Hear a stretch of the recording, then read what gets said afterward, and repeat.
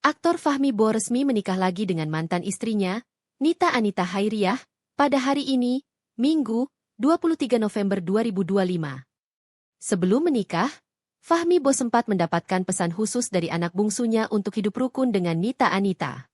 Yang kecil aja, yang persyaratan ke ayahnya, ujar Nita Anita usai prosesi akad nikah. Putra bungsu Fahmi Bo tak ingin prahara rumah tangga kedua orang tuanya terulang kembali di masa depan. Jangan diulangi-ulangi yang dulu-dulu masalah yang dulu, jangan ribut besar lagi sama ibu, terang Nita Anita. Fahmi Bo langsung mengiyakan permintaan putra bungsunya itu. Ia berjanji akan menjaga keharmonisan rumah tangganya dengan Nita Anita.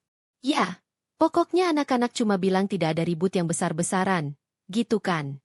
Jangan sampai kabur-kaburan, sampai aku kabur gitu kan, sampai segala macam, jangan sampai terulang lagi, gitu. Kata Fahmi menambahkan.